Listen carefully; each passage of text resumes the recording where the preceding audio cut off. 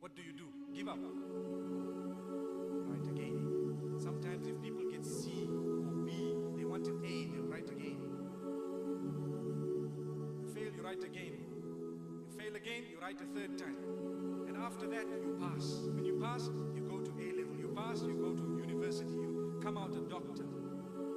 If you had given up the first time you failed, perhaps you would have never gone anywhere. So don't give up. Keep on trying in the name of Allah. No matter what it is. I've given you an example of examinations. But in life, there are certain things. In business, you might fail once. You started your own business, it was a loss. Well, why did you lose? If you know why you lost, then close that door properly and try again. If you don't know why you lost, go and find a job and be employed by someone so that you don't lose. Some people are created to be employed by people and not to have their own businesses. Because sometimes you have a man who doesn't understand what is capital. If you don't know what's the capital in your business, you need to work for someone and get a salary, please. Because you will eat into your capital and before you know it, your business has flopped and you're in a big mess.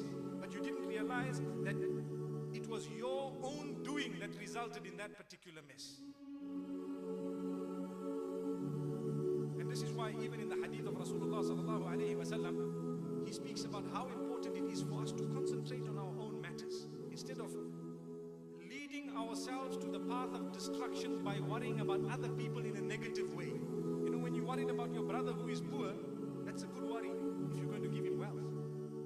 But when you're worried about someone who is committing adultery, if you want to help him, it's a good concern. But if you want to spread his tail, it's a very bad concern.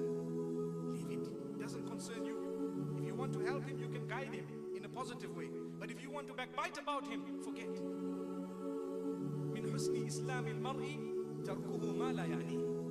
One of the signs of a good Muslim is that he leaves that which does not concern him. Which means if you leave what does not concern you, you will be bothered about what concerns you. And in that particular case, will you lead yourself into the path of destruction and leading yourself into the path of a mess? The answer is no, because I'm worried about myself.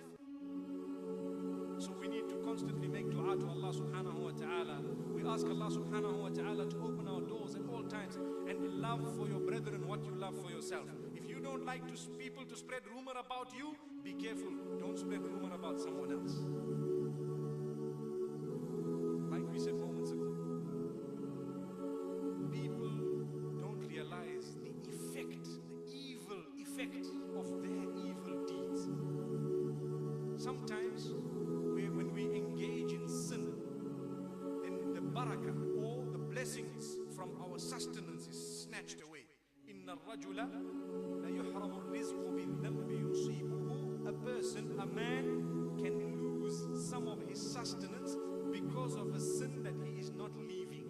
And that is a common sense statement. Because, say for example, you have a mistress. So you have a wife, then you have a mistress. That is the ingredient of a mess. The explosion is coming. It's coming. The day you started it, there's going to be an ending. It's not going to last forever. No one's has lasted forever. Very few people have taken their mistresses to their graves. Very few. Very few. And even then, the mistress will come up and say, I was with your husband for 20 years. So instead of you saying, Ya Allah, forgive him, you say, Ya Allah, thank you for taking him away. Big mess. Allah protect us. I hope there's nothing of that nature. Let me tell you, we start some haram relation. You know what it does to us? Wallahi, we pay for it. Wallahi, we pay for it. It has to have an effect because we're choosing a path. If you have a path, the M1 from here to the airport, and somewhere you're now heading onto a side road, where are you going to go? Are you going to go to the airport? The answer is never, because you chose another path.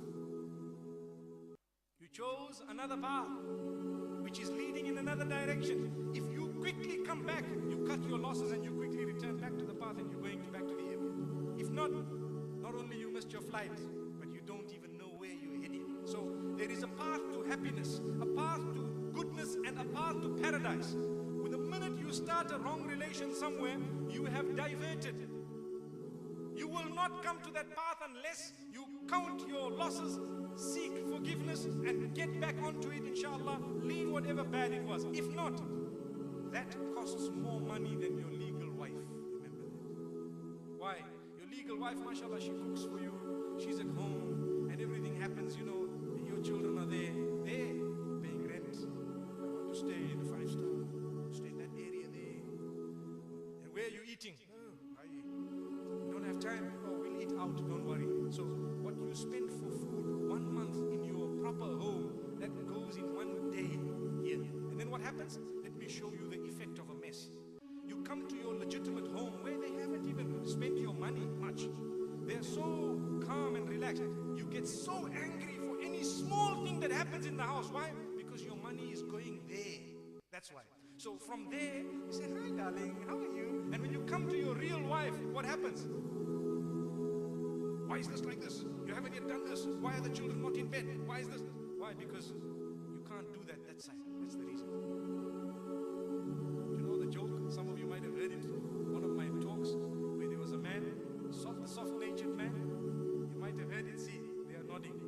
So inshallah, those nodding can tell those who are shaking their heads, inshallah, later on. They say this man was very soft-natured. They told him, if you're getting married to this woman, she's quite difficult. So rather, you know, you show her your authority the first day. You know? I was in Malaysia, those of you who do know, and someone emailed me to tell me, one of the sisters actually emailed me to tell me, you shouldn't have killed that cat. So let's not kill it today, inshallah. So what happened? The brothers suggested to this man to say, you know what, the first day you get married, you will go into the room, your bride will be there, we will have a cat in the room. Now, no one likes a third party, I told you that. The bride and the groom, you don't want a third party there. So when the cat emerges from the bed, underneath the bed, you must get so angry, we will have a stick there, you start beating that cat. So, and after you get rid of that cat, your story will be over. The woman will understand this man is someone who you don't mess with. You don't mess with. So now what happened? Everything worked per plan, mashallah. The cat came out and the man got angry, artificial anger obviously. And he picked up the stick and he began to beat this cat and he let the cat out. We change the riwayah slightly, can you hear it? So, and he let the cat out. So what happened?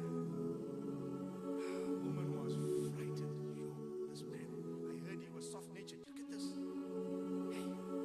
So the man said, no, don't worry, it's okay. Every day in the morning he says, hey, you have my tea ready? Who else? And she says, no, don't worry, I have it ready. You do this, wash my clothes by 12 o'clock or else. No, I'll have it ready at 12 o'clock. Don't worry, it's there. She's worried. I don't know what happened to the cat. So she complained to her friends one day that, you people told me this man was soft-natured. He's a very difficult man. He can beat the hell out of you.